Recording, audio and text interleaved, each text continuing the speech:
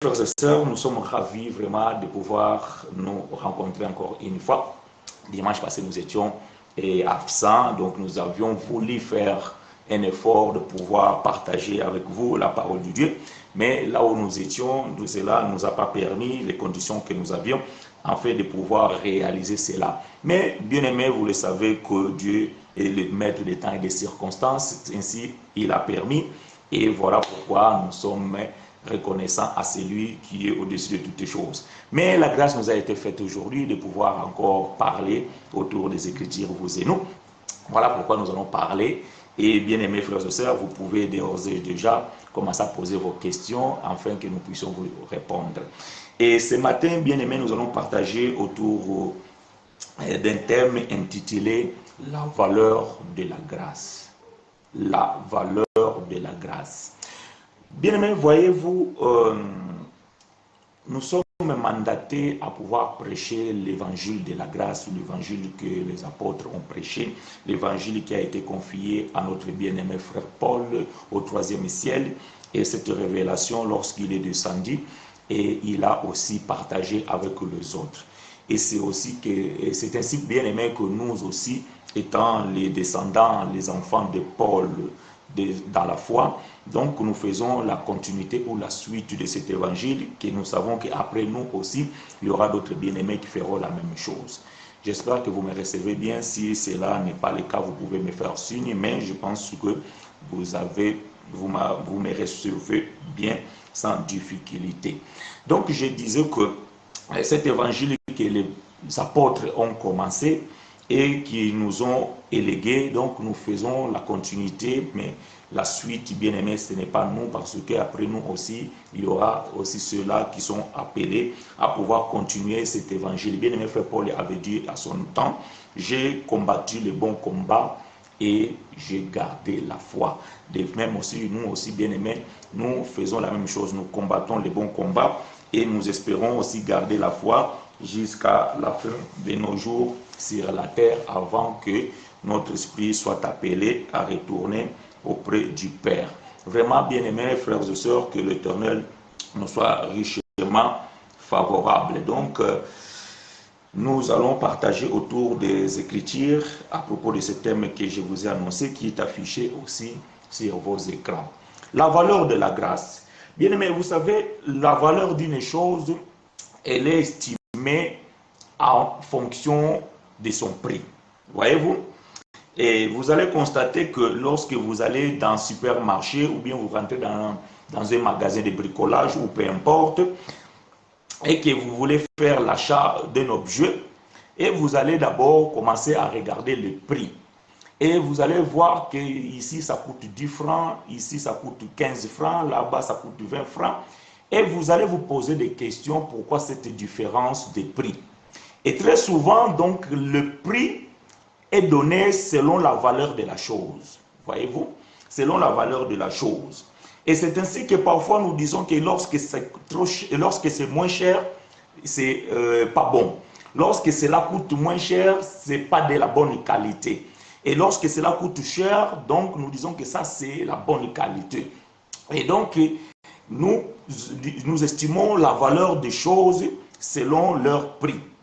Et c'est ainsi que lorsque nous obtenons une chose, lorsque nous achetons une chose à un grand prix, donc nous les donnons aussi une valeur excellente. Ça veut dire que nous les considérons plus par rapport aux autres. Parce que nous avons toujours en nous ce sentiment de se dire que cela m'a coûté trop cher, alors je dois le conserver. Cela m'a coûté trop cher, alors je dois la garder précieusement. Parce que vous valorisez la chose par rapport à l'estimation de son prix. Donc, voyez-vous, et bien aimé, ce concept-là, lorsque nous venons maintenant dans les choses de Dieu, et vous allez voir que dans le monde religieux, il y a aussi une conception de se dire que lorsque le sacrifice est trop important, la valeur de la chose est aussi importante. Donc, c'est ainsi que, bien aimé, par ce concept, la religion a bafoué l'œuvre de la croix. Bon, j'espère que vous allez me comprendre. Je vais m'exprimer autrement. Je suis en train de dire que lorsque lorsque la personne pense que son propre sacrifice l'aide à pouvoir obtenir quelque chose, donc la valeur de la chose obtenue est comparable au sacrifice fait. Je ne sais pas si je me fais comprendre. Donc, je suis en train de dire que, voyez-vous, aujourd'hui, vous allez demander peut-être à un frère ou bien à une sœur qui longtemps a voulu se marier, mais qui n'a jamais eu l'opportunité ou bien même n'a pas eu l'occasion de pouvoir se marier plus tôt. Ou peut-être même le frère, donc, il s'est donné la peine à chercher une femme, ou la sœur, elle est là restée longtemps en attendant qu'un homme, qu'un frère puisse l'aborder. Et l'âge commence à passer et la personne devient désespérante. Et alors, selon la connaissance, selon la compréhension, selon la prédication reçue, on lui dit que non, peut-être qu'il y a des blocages, peut-être qu'il y a des perceptions, frère ou sœur, il faut que tu puisses gêner, il faut que tu puisses faire des sacrifices, il faut que tu puisses bâtir les autels, il faut que tu puisses donner les offrandes, il faut ouvrir, il faut s'aimer, afin que Dieu puisse ouvrir les portes du mariage. Et la personne, naïvement, puisqu'il est dans le besoin, il va se sacrifier à tel point il va faire des jeûnes et prières, il va donner la dîme, il va faire des offrandes, il va donner des actions de grâce. Et tout cela parce qu'il espère recevoir son mariage. Parce que c'est quelque chose qui est cher à ses yeux. Et arrivé un moment au temps opportun, parce que nous croyons que toutes les choses sont faites au temps opportun selon la pensée de l'Éternel, la personne va obtenir le mariage. Vous savez, dans la conception de cette personne, ou bien dans sa croyance, elle dira que puisque j'ai donné la dîme, puisque j'ai fait les actions de grâce, puisque j'ai gêné, puisque je suis allé même à la retraite, puisque j'ai veillé certains vendredis en demandant à Dieu, alors j'ai obtenu le mariage. Et vous allez comprendre que cette personne, il aura, comment dirais-je, il valorisera ce mariage à un point pour dire que c'était un sacrifice, alors il ne peut pas la négliger. Voyez-vous? Et nous disons que cette conception, bien aimée, est erronée. Voyez-vous? Cette conception est erronée. Ça veut dire que la religion nous fait croire, bon, vous allez me supporter, ceux qui me suivent depuis longtemps, ils savent donc lorsque je parle de la religion, donc je parle à ceux-là qui vivent selon les dogmes religieux, parce qu'on peut s'y trouver aussi dans une religion pure et saine. Mais je ne parle pas de cela. Donc, bien aimé, vous allez comprendre que la religion nous a montré que les sacrifices vaut la chandelle, comme disent les Français. Ça veut dire que, bien aimé, il n'y a rien. J'ai même entendu un prédicateur dire ou bien prêcher en disant que on n'obtient rien de valeur sans sacrifice. Oui. En quelque sorte, nous disons Amen. Mais lorsque la personne dit comme ça, il se réfère que le sacrifice, c'est l'homme qui doit le faire. Non, nous disons non. C'est là où maintenant nous sommes en désaccord. Voyez-vous? Quelque chose de valeur, ça vaut le sacrifice. Mais si c'est l'homme qui doit faire le sacrifice pour obtenir quelque chose de la valeur, nous disons que cela ne colle pas. Comprenez-moi bien, je parle selon ce que Dieu peut nous donner. Je ne parle pas du mérite personnel. Lorsque vous travaillez, on doit vous donner votre salaire, ça c'est dû. Voyez-vous, puisque vous avez travaillé, vous méritez avoir le salaire. Mais lorsque vous cherchez un enfant, 10 ans après le mariage, vous obtenez un enfant, vous ne pouvez pas dire que c'est à cause des sacrifices faits, c'est à cause des offrandes données, c'est à cause des jeûnes de prière que vous avez obtenu cet enfant. Combien même peut-être que vous avez été amené à pratiquer ces choses. Mais bien aimé, nous disons que non, ce n'est pas le sacrifice fait qui vous a donné cet enfant. Nous parlons de la grâce, bien aimé. Qu'est-ce que c'est la grâce? La grâce, c'est une faveur imméritée. Voyez-vous? C'est ainsi que le français définit le mot grâce. La grâce, c'est une faveur imméritée. Donc, ça veut dire que c'est quelque chose que je ne mérite pas. Je l'obtiens, mais pas par mes efforts. Je l'obtiens alors que je n'étais même pas destiné. Alors, je l'obtiens alors que ce n'était pas destiné à moi ou pour moi. Mais je reçois cette chose. Mais bien aimé, vous allez comprendre que aujourd'hui, les enfants de Dieu, lorsque vous posez la question, frère, sœur, comment allez-vous? Oh, Dieu fait grâce. Voyez-vous, Dieu fait grâce. Malheureusement, ce mot grâce est devenu comme un slogan dans la bouche de beaucoup de chrétiens. Non, bien-aimés, le mot grâce, ce n'est pas un slogan. Non. Voilà pourquoi, bien-aimés, nous allons parler de la valeur de la grâce de Dieu. Quand vous dites que Dieu fait grâce, mais Dieu fait grâce en quoi? Juste parce que vous avez le souffle de vie. Mais quand vous obtenez des choses, vous dites que non, ça c'est le sacrifice du jeûne. Ça c'est le sacrifice de l'action de grâce. Ça c'est le sacrifice de mes prières. Ça c'est le sacrifice de la montagne. Vous bafouez la grâce de Dieu. Vous méprisez la grâce de Dieu. Vous foulez aux pieds la grâce de Dieu. Et cette grâce que vous confessez, ce n'est pas la grâce. Voilà pourquoi bien-aimé frère Paul dira, si c'est les œuvres, ce n'est pas la grâce. Si c'est par la grâce, ce n'est plus par les œuvres. Donc lorsque vous mettez une œuvre en évidence, ce n'est plus la grâce.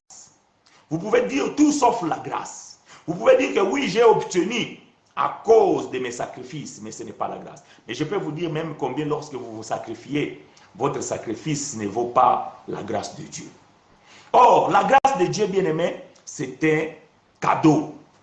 C'est quelque chose, en fait, le mot grâce en soi-même veut dire gratuit. Voyez-vous, gratuit. Maintenant, nous allons parler de cette gratuité. Je vous ai parlé dans le préambule que lorsque vous achetez un objet, vous la valorisez selon l'estimation de son prix. Mais voyez-vous, beaucoup de gens, lorsqu'ils obtiennent quelque chose gracieusement, ça veut dire que gratuit, parfois ils ne connaissent pas la valeur de la chose. J'ai parlé hier avec un bien-aimé et il m'avait soumis un verset biblique que nous avons partagé et cela nous a mené un peu à parler sur la grâce. Je lui dis, frère, voyez-vous, si je suis porté à faire un don à un bien-aimé ou bien à une bien-aimée, je cherche quelque chose de plus valeureux, comment dirais-je, de plus quelque chose d'une grande valeur plutôt, pour offrir à un bien-aimé. Ça peut être une Bible, ça peut être une montre, ça peut être un vêtement. Mais je dis quand même que non, pour ses frères, pour cette sœur, elle mérite quelque chose de très important, quelque chose de valeur. Alors, je vais acheter quelque chose qui me coûte 1000 euros. Je donne un exemple. J'achète quelque chose, je ne sais pas, peu importe.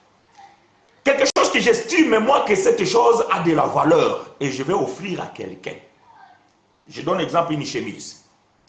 Et j'offre à quelqu'un une chemise qui m'a coûté 1000 euros, 1000 dollars ou 1000 francs, peu importe.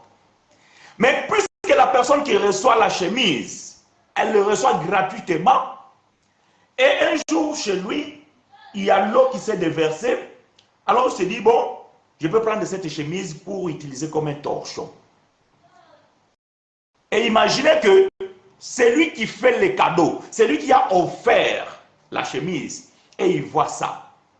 Est-ce que, imaginez-vous, quelle est la douleur, quel est le mépris que la personne sentira, quelle est la considération, ou bien l'inconsidération que la personne ressentira dans son cœur. Quelque chose que moi j'ai mis le cœur à pouvoir acheter et donner à un bien-aimé, quelque chose de valeur. Mais le bien-aimé prend cela, foule aux pieds et cela devient un torchon. Voyez-vous, quel mépris. C'est ainsi, bien-aimé, qu'aujourd'hui, beaucoup de chrétiens, beaucoup des enfants de Dieu, beaucoup de religieux bien-aimés foulent la grâce de Dieu aux pieds. On ne considère pas la valeur de la grâce que Dieu nous a faite. Puisque nous pensons que cela est de grâce et cela n'a pas coûté quelque chose. Non, bien-aimé. Nous devons savoir la valeur de la grâce de Dieu. Lorsque, bien-aimé, lorsque vous savez la valeur de la grâce de Dieu dans ta vie, vous allez considérer cela à un point, bien-aimé, plus haut. Vous aurez une considération parce que vous savez la valeur de cette grâce. Toi qui reçois la grâce, oui, c'est gratuit. C'est un don de l'Éternel, comme le salut. Le salut, bien-aimé, c'est un don que Dieu nous a donné gratuitement. Mais combien d'entre nous, nous méprisons le salut de Dieu? Nous ne savons pas pourquoi nous sommes sauvés. C'est ainsi que, bien-aimé, beaucoup se retrouvent dans les débauches. C'est ainsi que beaucoup se retrouvent dans la prostitution. C'est ainsi que beaucoup se trouvent dans les mensonges. C'est ainsi que beaucoup se trouvent dans l'idolâtrie. C'est ainsi que beaucoup se trouvent dans de vaines choses.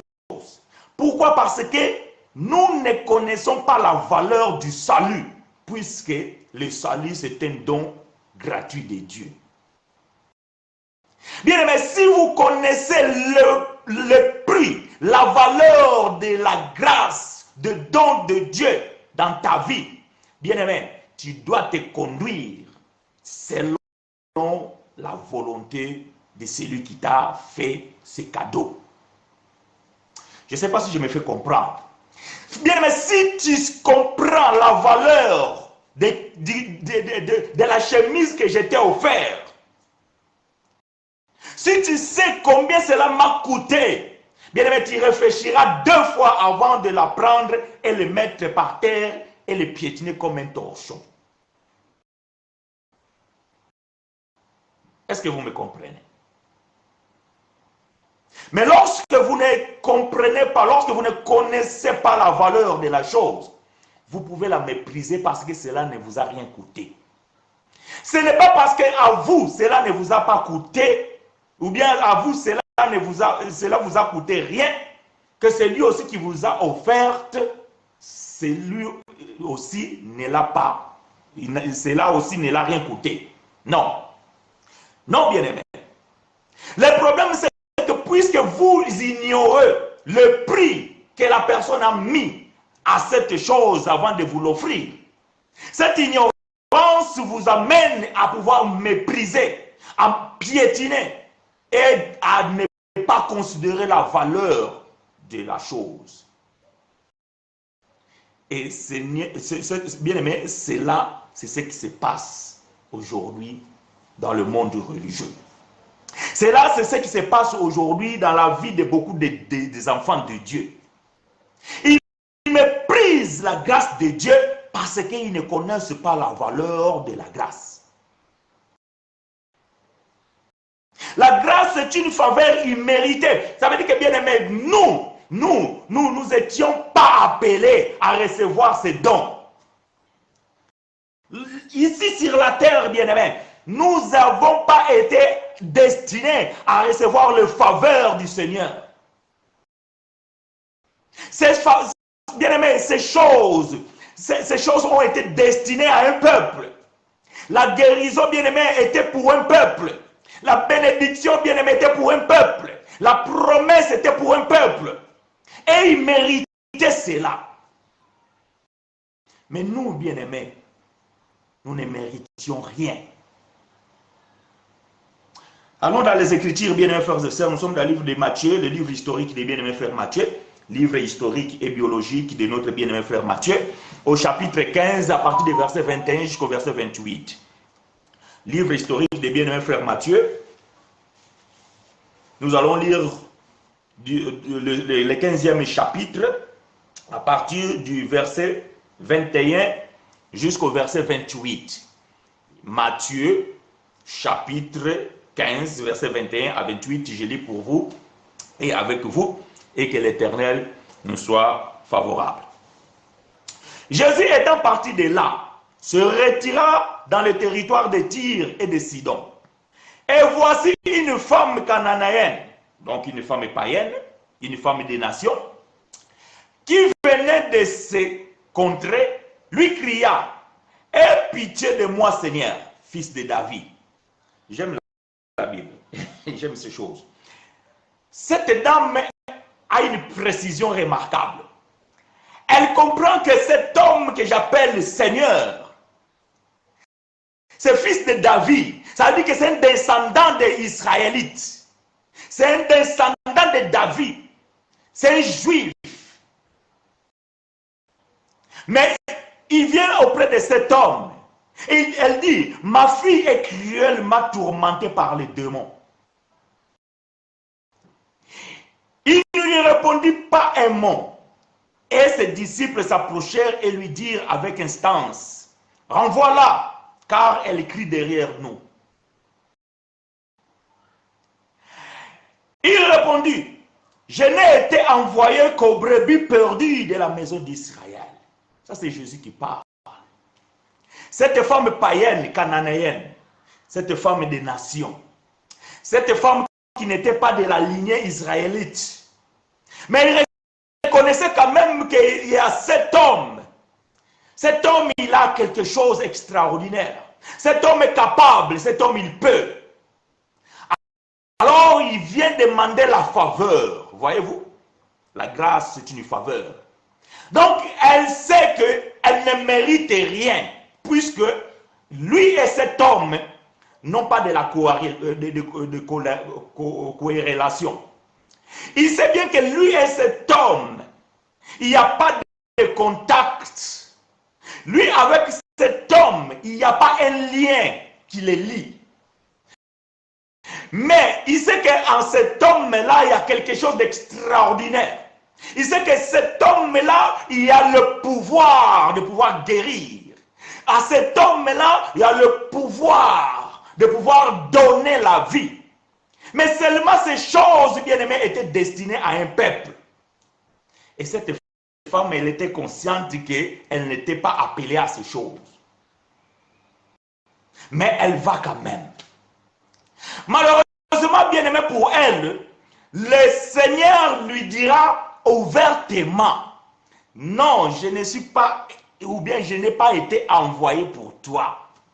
J'ai été envoyé comme brebis perdu de la maison de Jacob. Ah, j'aime ça.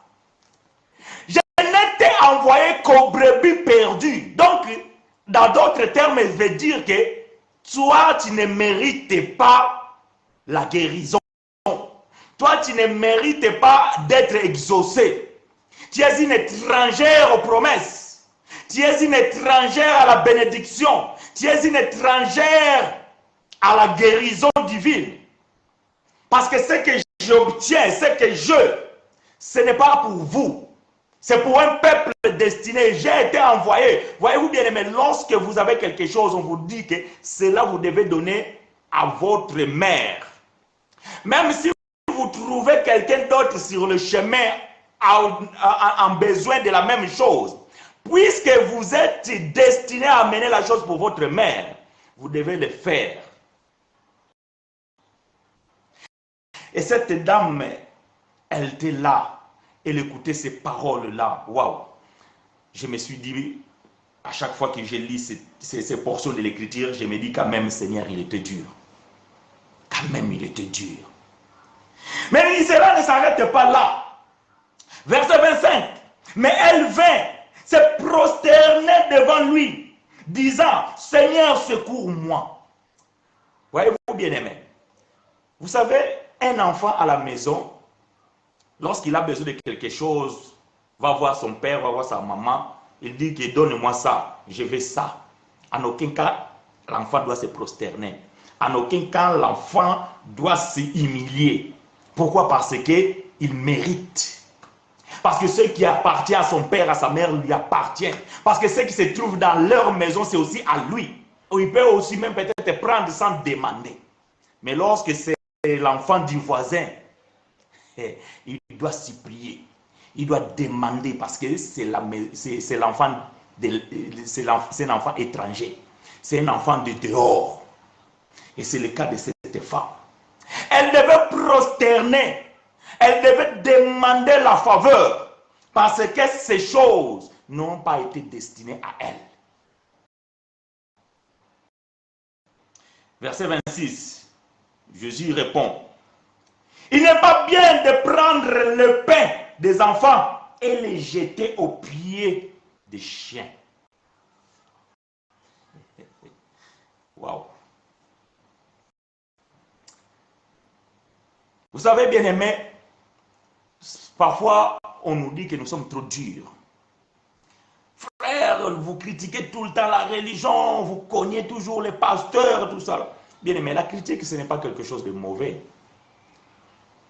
Non, nous sommes tous critiquables. Lorsque nous avons tort, on peut aussi nous reprocher des choses. Mais les gens me disent que non, vous êtes trop dur. Vous appelez les gens de ceci, de cela. Mais quand je lis la Bible,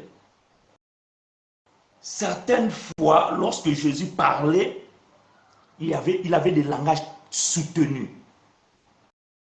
Race de vipères, hypocrite, renard, chien. Il n'est pas bien de prendre le pain des enfants et les jeter aux petits chiens. Donc, dans d'autres termes, Jésus parle à cette femme que tu es une chienne. Et voyez-vous,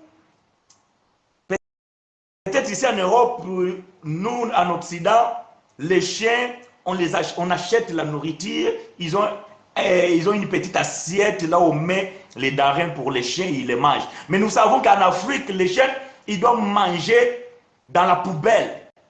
Ils doivent aller chercher dans la rue, ramasser quelque chose par-ci, par-là pour pouvoir se nourrir. Je ne sais pas à l'époque de Jésus comment c'était les chiens. Mais bien aimé, selon les textes, nous comprenons que les chiens mangeaient ce qui tombait par terre. Parce que c'est la réponse de cette dame. Oui, Seigneur, dit-elle. Mais les petits chiens mangent les miettes qui tombent de la table de leur maître. Non, les chiens ne méritent pas s'asseoir sur la table. Les chiens ne méritent pas manger sur une assiette. Non, les chiens, il attend que lorsque les enfants se nourrissent, ils sont rassasiés. Si cela reste, ou si l'enfant qui mange, puisque l'enfant il est maladroit, il y a certaines miettes qui tombent. Alors le chien qui est sous la table, il les ramasse. Peut-être même il ne se rassasie pas parce que si les enfants ne font pas tomber assez pour que les chiens puissent bien se nourrir, les chiens, ils se contentent des miettes.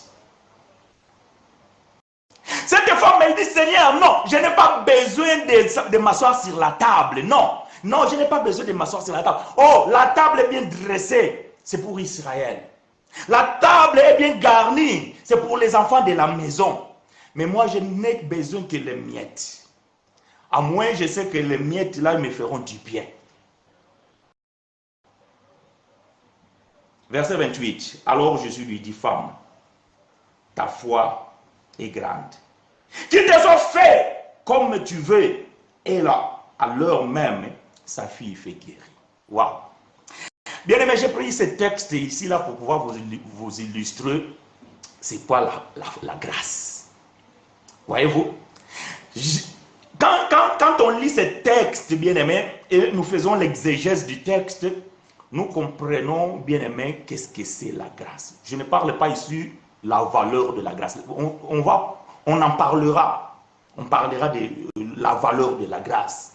Mais j'ai voulu d'abord définir qu'est-ce que c'est la grâce. Bien cette femme a eu grâce aux yeux de Jésus.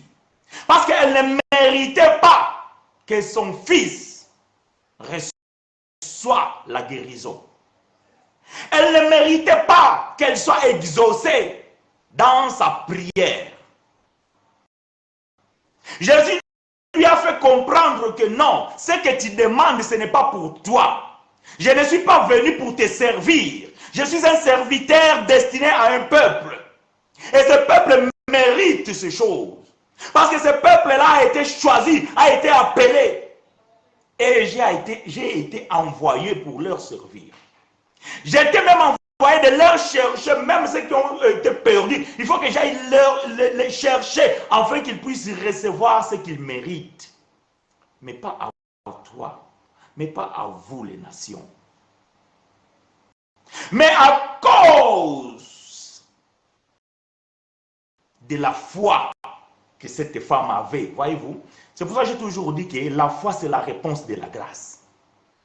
Voyez-vous, nous allons voir ça si cela, le temps nous permet, lorsque Paul va expliquer ces choses. La foi, bien aimé, c'est la réponse de la grâce. Lorsque Dieu fait grâce à quelqu'un, l'homme répond par la foi. Souvent, nous avons l'impression que la foi précède la grâce. Non. Non, non, non, non. La foi ne précède pas la grâce. C'est la grâce qui précède la foi. Et la foi, c'est la réponse de la grâce. Parce que si cette dame savait déjà que la réponse est négative et qu'il n'aura rien, elle ne l'aurait pas confié, elle n'aurait pas eu cette confiance. Mais cette femme, elle espérait. C'est-à-dire qu'elle savait qu'en mettant la foi, en croyant, elle aurait obtenu le faveur de cet homme. Parce qu'elle sait qu'elle ne mérite rien. Mais elle croyait. C'est ça la foi. Et bien, lorsque Dieu nous fait grâce, nous avons l'impression que c'est notre foi qui a précédé la grâce. Non, c'est pour ça que je vous ai dit que la religion pense que, puisqu'il a gêné, c'est alors que Dieu l'a fait grâce. Non, si tu as gêné et tu obtiens quelque chose de la part de Dieu, tu ne considères pas cela grâce, considère cela comme un dû. Mais je peux te dire que ce que tu obtiens de la part de Dieu, c'est toujours par la grâce. Que l'Éternel te soit favorable. Je répète, je veux que tu saches que tout ce que tu obtiens de la part de Dieu, cela est toujours grâce. Si tu crois que c'est parce que tu as donné les actions de grâce, c'est pour ça que j'ai toujours dit que je ne comprends pas pourquoi, quand on arrive à la fin de l'année, dans les assemblées, on nous donne des enveloppes que nous devons ramener pour les actions de grâce. Je ne comprends pas. Parce que, bien aimé,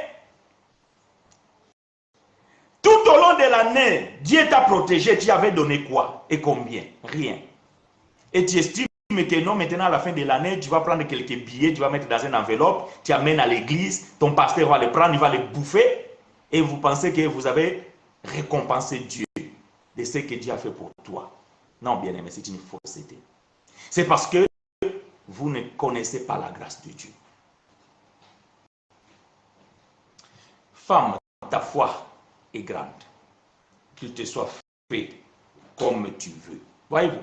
Qu'il te soit fait comme tu veux. Donc, cette femme voulait quelque chose. Et le Seigneur a répondu tout simplement que ça soit fait selon ce qu'elle voulait. Parce qu'elle a cru.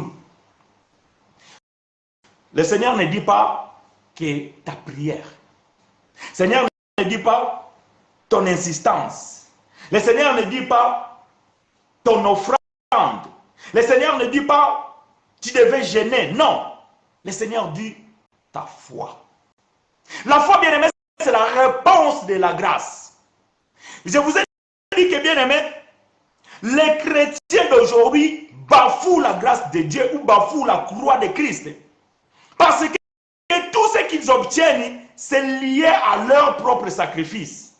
Oh, bien aimé, vous savez, mon foyer, je l'ai obtenu en difficulté. Vous savez combien de jours j'ai gêné. Vous savez combien de nuits j'ai veillé. Vous savez combien de dîmes j'ai donné pour que je puisse obtenir le foyer que j'ai aujourd'hui. Voyez-vous? vous pensez que vous méritez, puisque vous avez fait des sacrifices, vous oubliez que tout cela, c'est la grâce de Dieu. C'est ainsi que vous ne considérez pas l'œuvre de la croix. Parce que, bien aimé, à la croix, le Seigneur avait dit, tout a été accompli. Tout, sauf rien. La grâce, bien aimé, c'est une faveur imméritée. Cette femme cananéenne ne méritait rien. Selon, bien aimé, la coutume juive, le Seigneur ne pouvait même pas entrer en contact avec cette femme. Voilà pourquoi la réaction des disciples, lorsque cette femme a commencé à crier, la réaction des disciples, c'était de la repousser.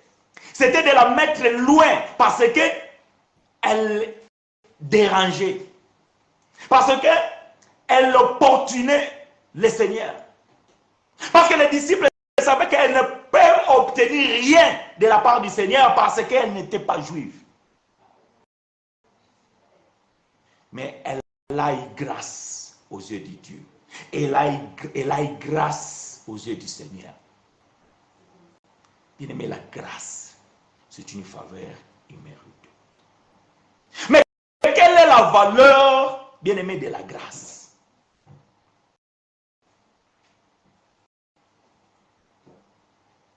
Ce que tu reçois de la part de Dieu gratuitement, quelle est sa valeur?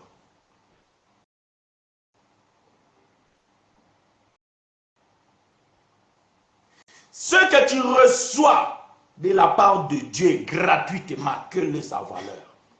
Méprises-tu la grâce de Dieu puisque tu ne connais pas la valeur? Puisque c'est gratuit pour toi, croyais-tu que cela n'a rien coûté à Dieu? Quelle est la valeur, bien-aimé, du don gratuit que Dieu te donne? Commençons par quelque chose le plus simple et en même temps le plus difficile. Le souffle de vie. Le souffle de vie. La respiration que tu as. Connais-tu la valeur de cela? Aujourd'hui, Dieu a fermé le robinet pour certains. Et c'est fini, ils ne sont plus. Combien as-tu donné pour cela? Combien as-tu payé pour cela? Juste ça, commençons par là, le souffle que tu as reçu. Parfois, tu ne fais même pas cas de cela. Tu vis normalement, tu penses que tout est bon, ça va. Peut-être tu n'as jamais pris le temps de réfléchir et de se poser la question, combien peut coûter le souffle? Tu te lèves le matin, tu respires et tu penses que c'est une routine.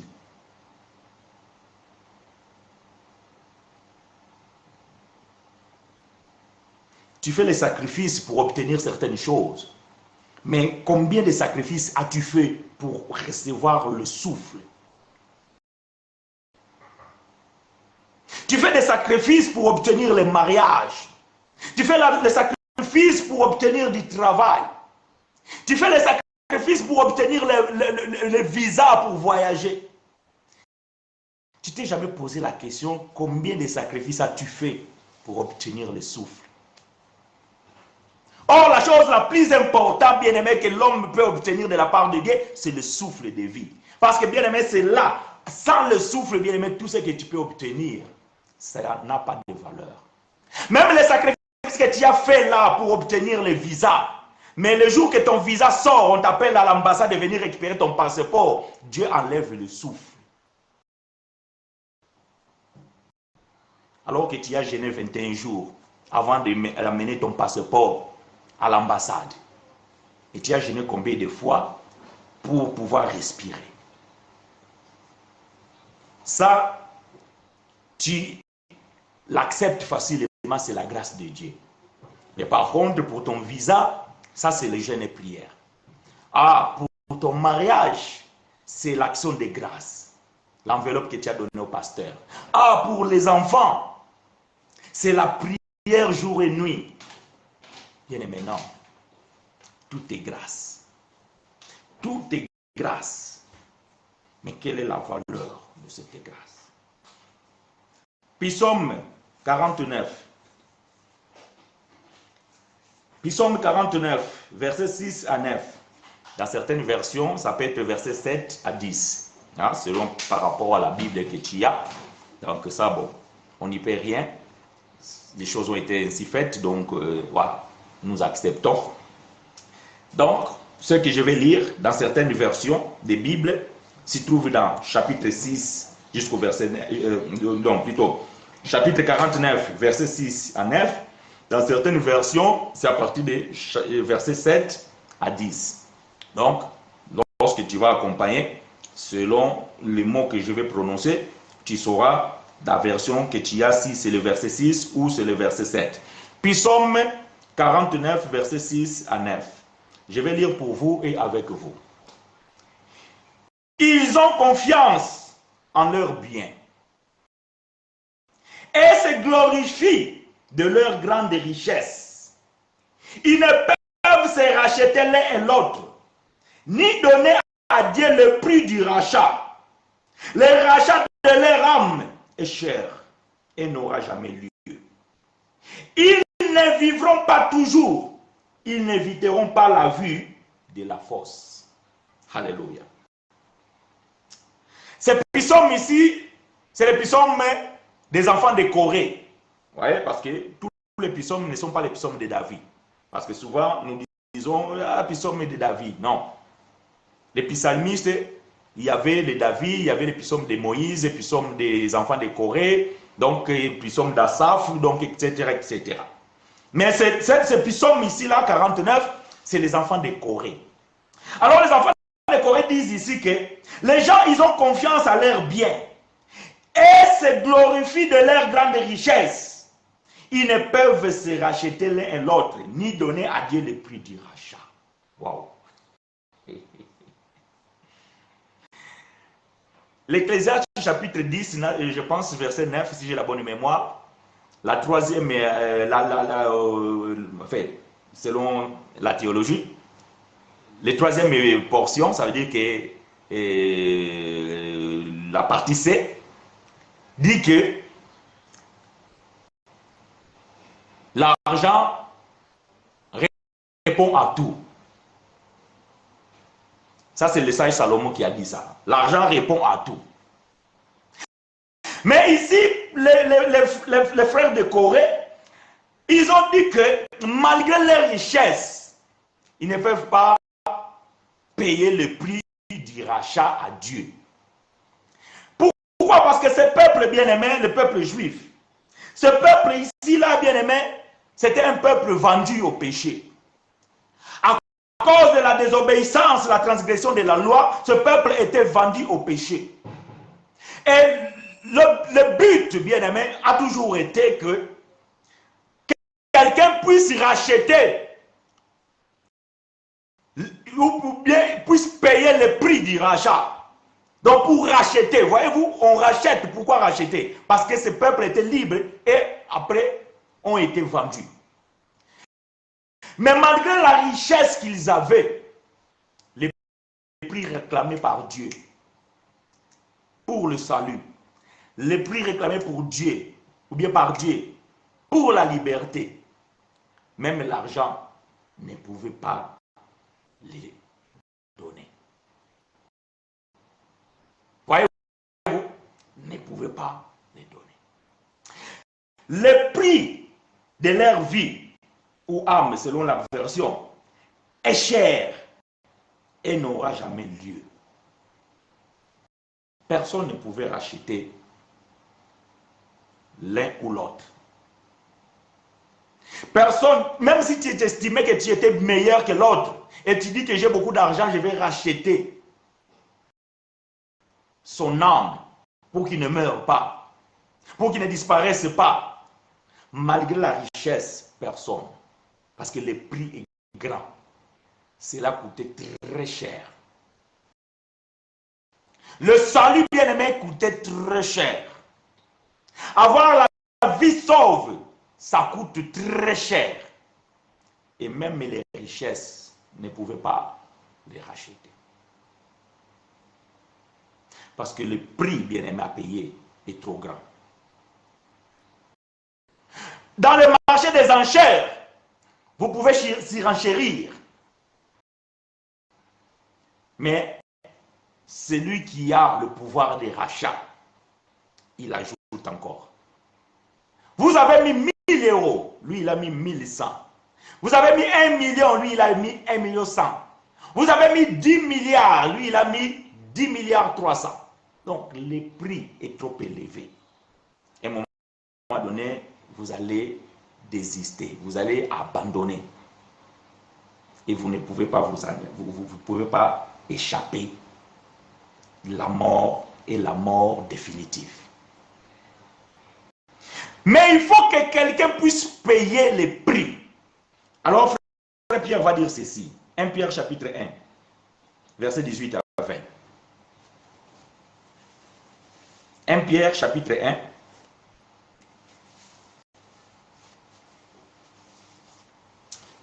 verset 18 à 20.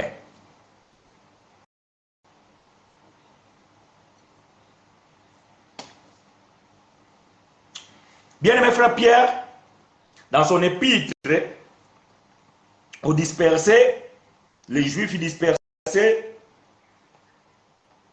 dans certaines contrées, il va dire ceci au chapitre 1, verset 18. 1 Pierre, chapitre 1, verset 18 à 20, il dit ceci. Sachant que ce n'est pas par des choses périssables, comme l'argent, lui-même il va le dire, par de l'argent ou de l'or, ni même des diamants, ni saphir, ni de onyx, peu importe ce que vous pouvez savoir des valeurs, que vous avez été racheté de la vaine manière de vivre que vous avez hérité de vos pères. J'aime la précision de l'écriture. Pierre parle ici aux Juifs et à ceux qui ont reçu comme héritage de leur père. C'est-à-dire que la transgression de leur père. Et c'est un héritage de père en fils. Sachant que ce n'est pas par les choses périssables, par l'argent ou de l'or, que vous avez été racheté de la vaine manière de vivre que vous avez hérité de vos pères. Verset 19. Mais par le sang précieux de Christ, comme d'un agneau sans défaut et sans tache, prédestiné avant la fondation du monde et manifesté à la fin du temps à cause de vous. Waouh! Ça j'aime.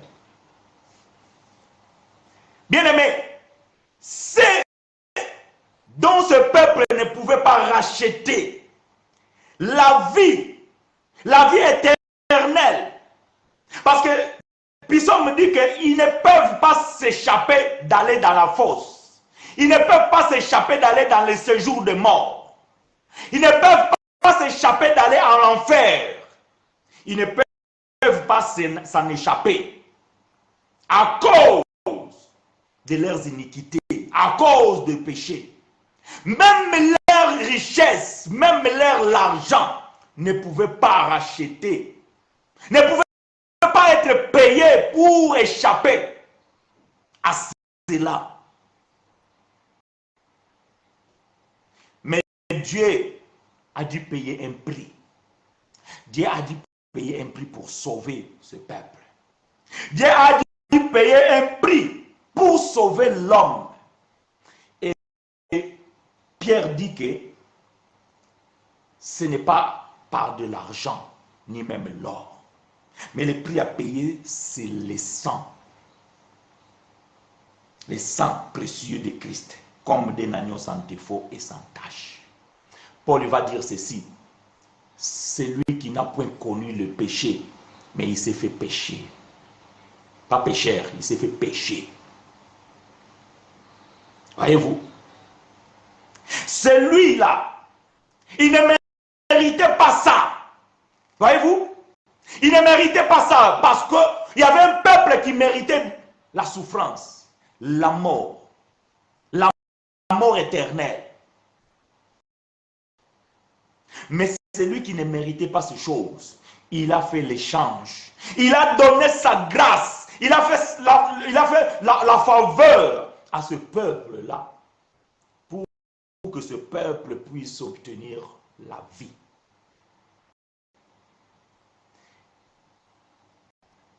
Pour eux, ils l'ont reçu gratuit. Mais pour celui qui a payé, ça lui a coûté un grand prix. Maintenant, bien-aimés, voyant la souffrance de son fils, Paul va dire que si nous péchons volontairement, il n'y aura plus de sacrifice pour les péchés. Ça, c'est le livre de Hébreux, chapitre 10. Paul va rappeler à ce peuple hébreu, à ces juifs-là, qui ont reçu l'évangile, mais après un temps, ils se sont retournés vers le judaïsme. Paul vient maintenant exhorter le peuple hébraïque. Il va comparer, il va faire la comparaison, la grandeur de Jésus et la petitesse de Moïse. Il va démontrer la grandeur de la nouvelle alliance et la petitesse de l'ancienne alliance. Il va démontrer la valeur du sang précieux de Jésus et le sang d'Abel. Bien-aimés, la grâce qu'on obtient, nous, c'est gratuit, oui. Mais bien-aimés, cela a coûté un grand prix à celui qui a fait le don de sa grâce. Ce que tu reçois gratuitement, bien-aimé, ne la méprise pas. Parce que celui qui te le donne, ça lui a coûté un grand prix. Voilà pourquoi, bien-aimé, lorsque nous ne considérons pas l'œuvre de la croix et que nous mettons nos mérites, nous faisons la même chose, nous bafouons la grâce de Dieu. Nous bafouons la grâce de Dieu. Bien-aimé, beaucoup croient qu'ils font l'œuvre de Dieu. Lorsqu'ils donnent la dîme, lorsqu'ils font les sacrifices, tout ça, non, vous ne faites pas l'œuvre de Dieu, parce que l'œuvre de Dieu a été accomplie à la croix. C'était de sauver l'homme.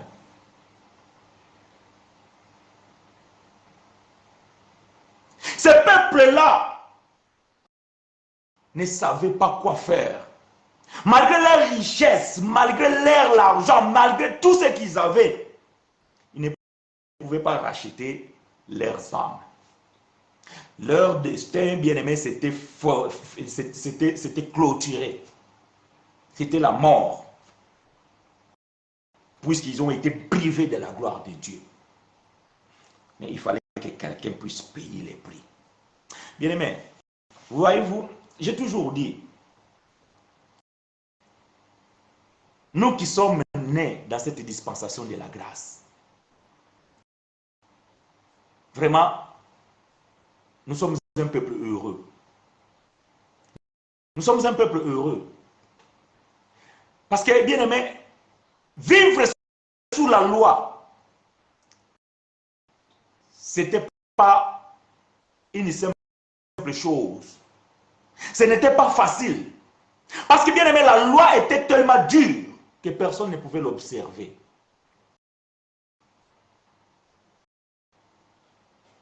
Et bien aimé, la loi était tellement dure qu'il n'y avait pas la miséricorde. Voyez-vous, quand vous lisez la Bible, vous allez voir la sentence que Moïse va donner. Par la déposition de 2 témoins, on pouvait tuer quelqu'un. Que ce soit vérité ou fausse.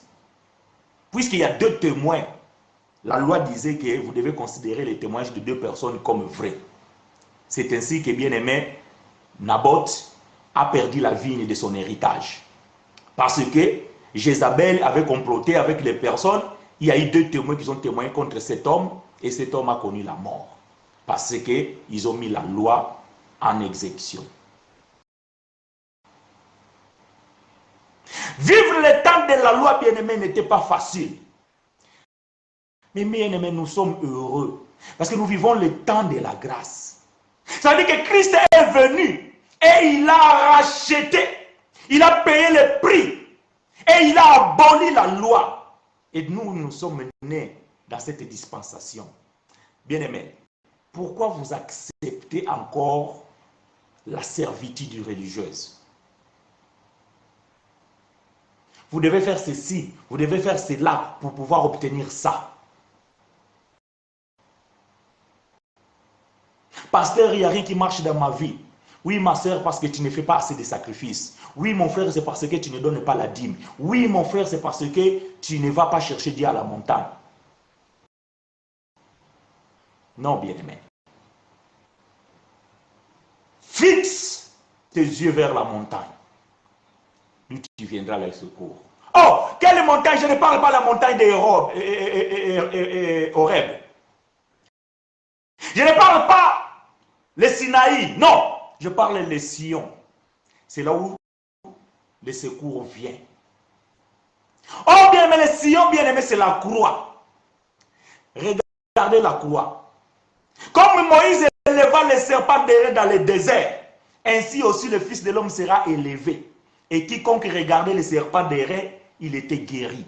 De même aussi, quiconque regarde la croix, bien aimé, c'est la grâce. La valeur de la grâce, bien aimé, c'est la croix de Christ. C'est le prix à payer. Et Dieu a payé le prix. Bien aimé, ne regarde plus rien. Regarde l'œuvre de la croix. Tout a été accompli. Tout, sauf rien. Oh bien aimé, je vais tout simplement dire que ta foi, elle doit être fondée à la prédication de la croix. Voilà pourquoi Paul va dire, nous prêchons Christ crucifié. Bon, pour ceux qui sont des novices dans cet évangile, il y a une différence entre Jésus de Nazareth et le Christ crucifié. Donc si vous voulez savoir en plus, vous pouvez m'appeler, je vous envoie les enseignements là-dessus. Il y a avant la croix et il y a un après la croix. Avant la croix, bien aimé, on obtenait des affaires ou bien des choses par les sacrifices propres. Ça veut dire que toi, tu devais te sacrifier. Toi, tu devais pratiquer les œuvres afin d'obtenir. Mais après la croix, bien aimé, nous obtenons par la grâce, par l'œuvre accomplie du Seigneur Jésus-Christ à la croix. C'est ça la valeur de la grâce, bien aimé. Toi, tu les reçois gratuitement. Le salut, tu l'as reçu gratuitement. Le souffle de vie que tu respires, tu les reçois gratuitement. Même le mariage que tu as reçu, là, tu penses que non, c'est parce que tu as gêné, tout ça, tu l'as reçu gratuitement. Parce qu'il n'est pas bon que l'homme soit seul. Ça, c'était Dieu, il l'avait déjà dit. Donc, c'est une évidence. Oh, les enfants que tu as cru que non, pendant 10 ans, tu as fait des sacrifices et tout ça là, et maintenant tu y as eu parce que tu as donné la dîme, mais c'est faux. Les enfants sont des dons de Dieu. Les enfants sont des dons de Dieu. C'est écrit dans la parole de Dieu. Oh, mes frères, tu vois, je me suis sacrifié, j'ai fait les jeûnes et prières, j'ai même donné l'action de grâce au pasteur, après j'ai obtenu le travail. Bien aimé, c'est par le sueur de ton front que tu dois gagner le pain. C'est une évidence. Mais c'est que tu dois confier. Il faut que tu mettes ta foi à Dieu. Confie-toi à l'œuvre de la croix, parce que c'est là où tout a été accompli. Et lorsque vous vous confiez à Dieu, lorsque vous confiez toutes les choses à lui, et Paul va dire ceci, béni soit Dieu, le Père de notre Seigneur Jésus-Christ, qui nous a bénis de toutes sortes de bénédictions en Jésus-Christ dans les lieux célestes. Éphésiens chapitre 1, verset 3. Notre bénédiction, bien-aimée, se trouve à la personne de Christ. C'est lui le dépôt de la bénédiction. En aucun cas, bien-aimé, un pasteur peut bénir qui que ce soit.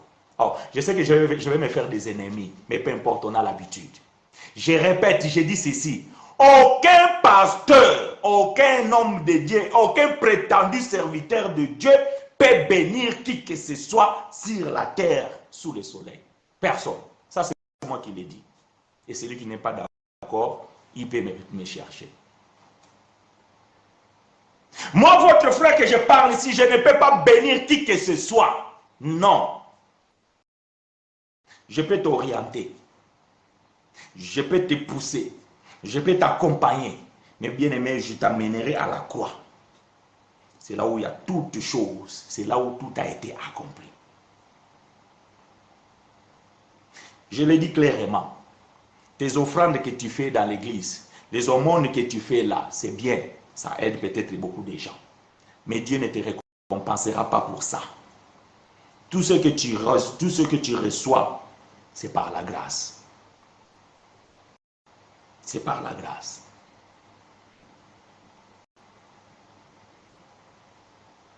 Malheureusement, bien aimés frères et sœurs, nous vivons un temps, lorsque nous participons dans les assemblées, on nous parle de quoi? L'évangile de la prospérité. Mais ce qui m'étonne, c'est que ce Dieu-là, avant de vous donner, il faut qu'il mange d'abord. Non, ça c'est incroyable. L'or et l'argent l'appartient. Mais pour que toi tu reçois l'or et l'argent, il faut que toi tu donnes d'abord à Dieu. Donc ça veut dire que c'est un Dieu pauvre. Voyez-vous, c'est un Dieu pauvre. C'est comme une caisse de mutuelle. Voyez-vous? Ce que moi je contribue, c'est ce qu'on distribue à l'autre. Parce que la mutuelle n'a rien. C'est tout simplement ce que nous donnons, c'est ce qu'il restitue aussi. Et vous pensez que Dieu c'est pareil. C'est-à-dire qu'il faut que vous donnez d'abord à Dieu, à l'intermédiaire d'un homme. Après que Dieu ait reçu cet argent que vous avez donné à un homme, et c'est alors que Dieu va vous... Non, mais ça c'est les féticheurs. Ça c'est les féticheurs. Quand vous allez voir un marabout, vous avez besoin d'argent, lui il vous demande un coq, il vous demande une poule, il vous demande des sacrifices. Voyez-vous, ça c'est la sorcellerie. Non, Dieu n'est pas comme ça. Dieu n'est pas comme ça. Dieu, il est le Père de tout. C'est à lui qui appartient l'or et l'argent. Il n'a pas besoin de ton argent. Dieu est esprit. Un esprit bien aimé ne peut pas palper des choses physiques.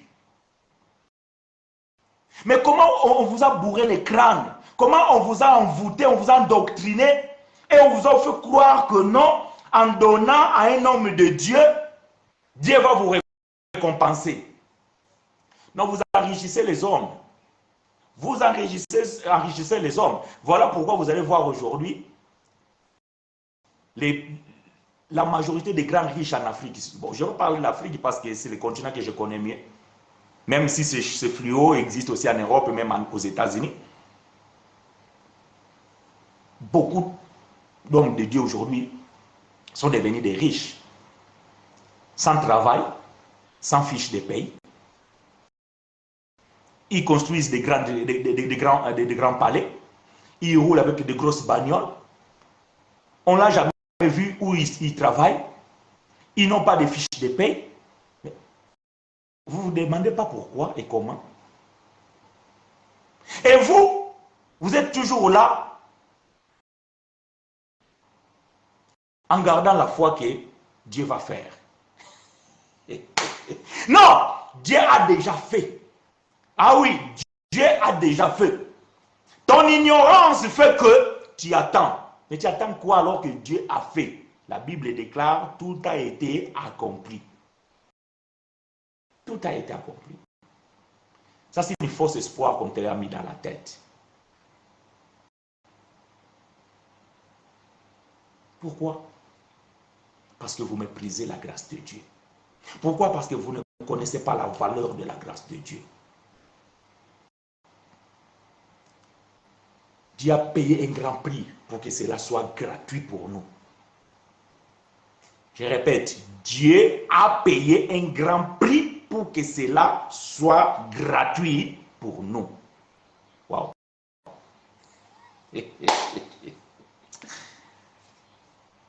Est-ce que vous comprenez?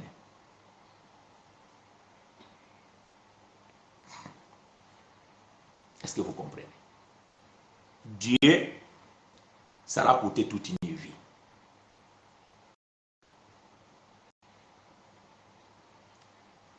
Je vous ai dit dans le préambule que la valeur de la chose est estimée par rapport à son prix. Lorsque vous achetez la tomate plus chère, vous considérez ce qui est moins cher et pourri. Lorsque vous rentrez dans un supermarché, deux produits identiques, lorsque vous voyez qu'il y a un qui est plus cher que l'autre, vous vous posez des questions. Pourquoi? C'est parce que vous considérez que l'autre a moins de produits ou a moins d'efficacité ou a moins de valeur. Donc, vous préférez acheter le plus cher parce que vous estimez que c'est la bonne qualité.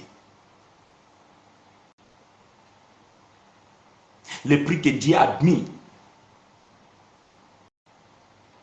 c'est d'une valeur inestimable. Parce que ceux qui avaient d'argent n'ont pas pu racheter leurs âmes, n'ont pas pu obtenir ce qu'ils voulaient. Mais Dieu l'a fait. Mais bien aimé, ce qui est gratuit pour toi n'a pas été gratuit pour Dieu. Si tu méprises la grâce de Dieu, bien aimé, tu appelles la colère de Dieu sur toi. Ne considère pas ce que tu obtiens là, c'est par tes propres efforts. Ça, c'est mépriser la croix de Christ. Dis-toi bien, bien aimé, combien même lorsque tu te déplaces, combien même lorsque tu exerces un effort, dis-toi bien que c'est la grâce de Dieu. Lorsque tu te lèves, si Dieu t'enlève le souffle, alors que parfois tu oublies même que tu respires. Donc tout ce que tu peux projeter, tout ce que tu peux vouloir, tout ce que tu peux planifier, c'est fini. C'est fini. Et combien tu payes pour le souffle que tu reçois chaque matin?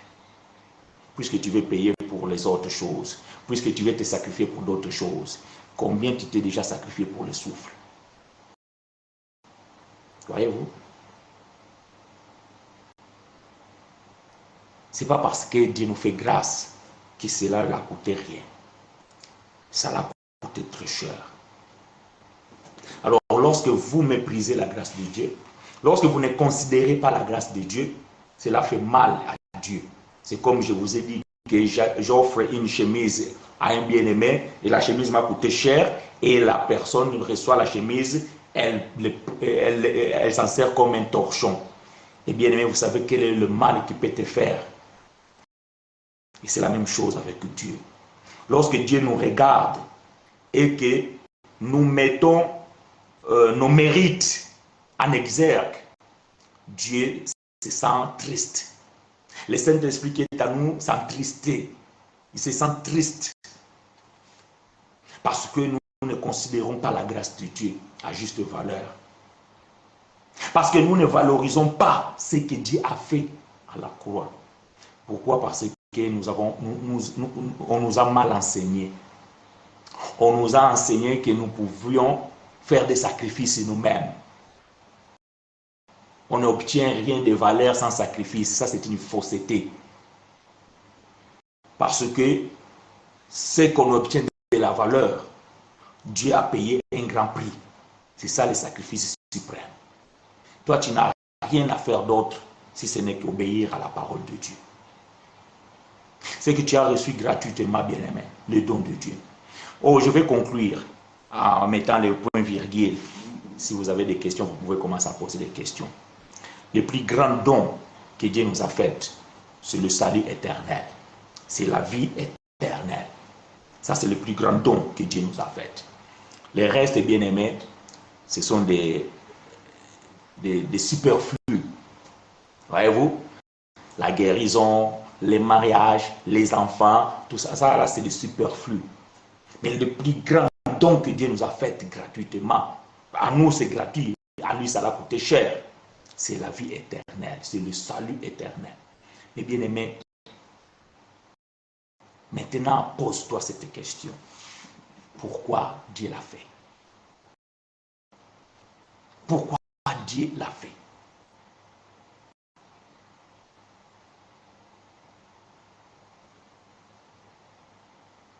Je vais lire quelques versets avant de mettre point virgule. Commencez à préparer vos questions. Nous sommes, bien aimés, dans les livres d'Éphésiens.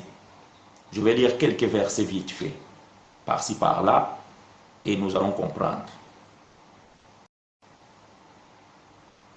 Nous sommes dans le livre d'Éphésiens, chapitre 1.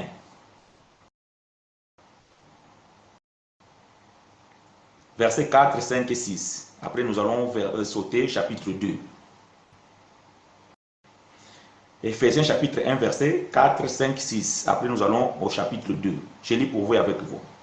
En lui, Dieu nous a élus avant la fondation du monde pour que nous soyons saints et irrépréhensibles devant lui.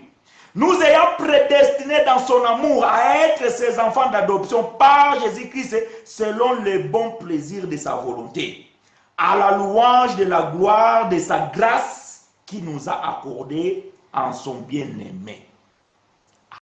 À la louange de sa grâce qu'il nous a accordé en son bien-aimé. Voyez-vous, à la louange de sa grâce. Ça veut dire que la grâce de Dieu bien-aimé, c'est pour la louange de Dieu. Maintenant, est-ce que ta vie loue Dieu? Est-ce que la grâce que Dieu t'a faite, la réponse que tu lui donnes, est-ce que c'est la louange? Qu'est-ce que cela veut dire, louange à Dieu? Ça veut dire que ce que tu fais donne gloire à Dieu. Voyez-vous? Quand on te regarde, on dit waouh, cette soeur, ce frère-là, quand tu les regardes, tu comprends vraiment ça, c'est l'enfant de Dieu. La gloire revient à lui. Parce que ce que tu pratiques, les œuvres que tu poses, fait que les gens puissent glorifier Dieu. Parce que Dieu t'a fait grâce. Et la réponse que tu donnes amène les gens à louer, à glorifier l'Éternel. Chapitre 2, toujours dans le livre d'Éphésiens, verset 5, non, chapitre 2, versets 8, 9 et 10. Éphésiens chapitre 2, versets 8, 9 et 10. Ce sont des versets que vous connaissez très bien. Je lis pour vous et avec vous. Car c'est par la grâce que vous êtes sauvés, par le moyen de la foi. Et cela ne vient pas de vous. Et c'est le don de Dieu. Waouh. Ça, c'est un classique. Ça, c'est un classique. Vous les connaissez tous, ces versets. C'est par la grâce que vous êtes sauvés par le moyen de la foi. Et cela ne vient pas de vous. C'est le don de Dieu. Donc, quand on dit don, ça veut dire que c'est quelque chose que Dieu a offert.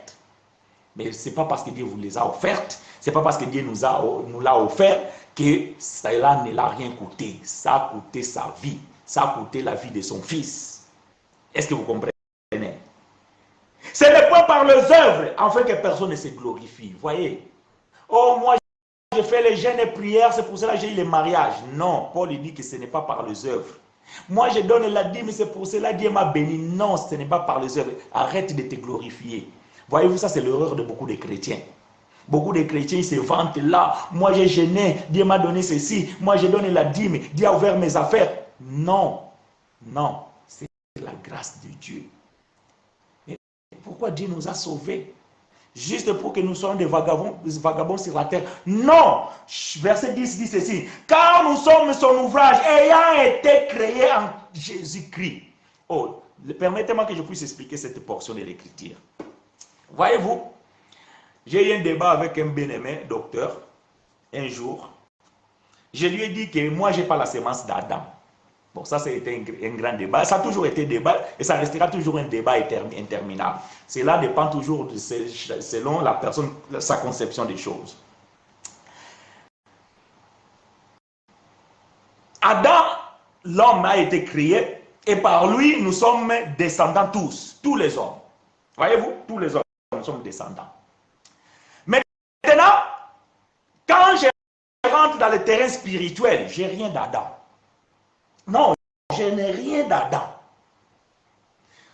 Ce que j'ai hérité d'Adam, c'est la chair. Voyez-vous, la chair. Ça, j'ai hérité d'Adam. Après le reste, bien aimé, je n'ai rien d'Adam. Puisque la chair que j'ai héritée d'Adam va aller dans la poussière, elle va mourir, elle va être enterrée, elle va disparaître. Qu'est-ce qui reste de moi? C'est mon esprit. Ah, c'est mon esprit là qui est la création en Jésus-Christ.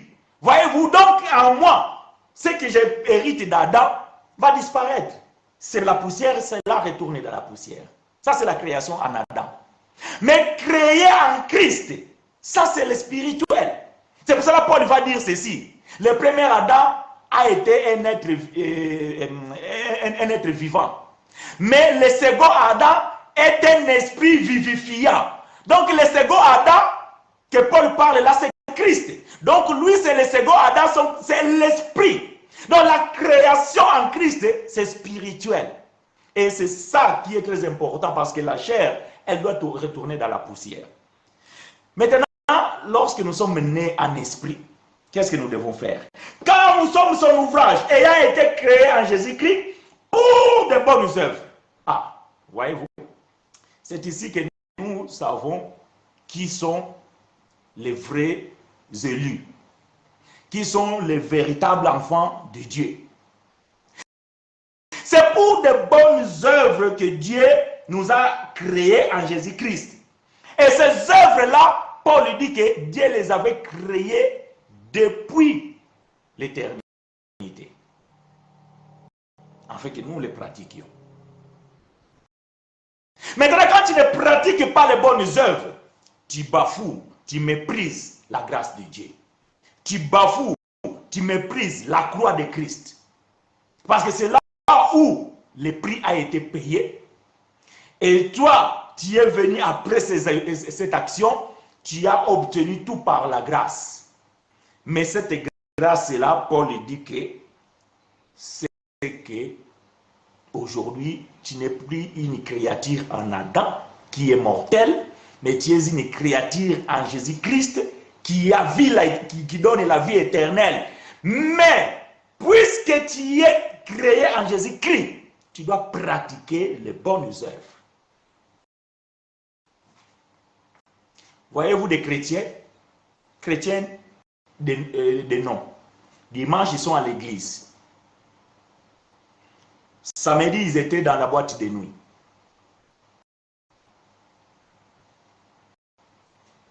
Dimanche, ils étaient dans le concert d'une sœur qui chante gospel.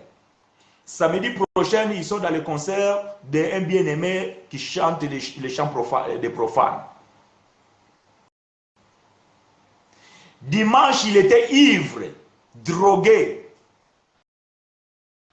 Mardi, il vient à la prière d'intercession. C'est un grand intercesseur des chrétiens caméléons. Non. Vous devez pratiquer les bonnes œuvres. C'est à cela que Dieu nous a prédestinés.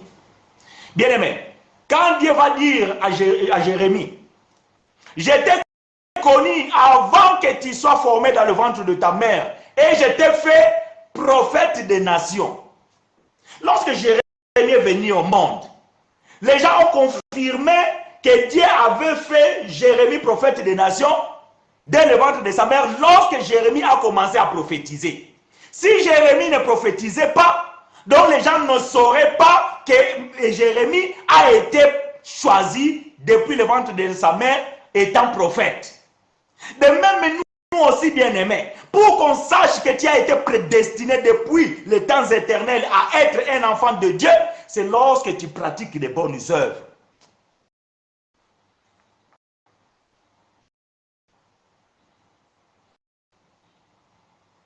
C'est là où nous pouvons savoir que celui-là, c'est l'élu de Dieu. Même si Dieu connaît chacun de nous, mais maintenant, nous, comment peut-on témoigner que tu es un élu de Dieu? Comment saurons-nous que tu as été choisi depuis l'éternité? C'est lorsque tu poses tes œuvres. Parce que Jésus dira qu'on connaît l'arbre par son fruit. Vous pouvez faire le débat, ça c'est manguier, ça c'est manguier. Vous allez voir quand ça va pousser, ça va fleurir, ça c'est manguier. Mais le jour où ça va donner les fruits, nous allons voir des papayes. Ah, là il n'y a plus de débat. On confirme que ce n'était pas un manguier.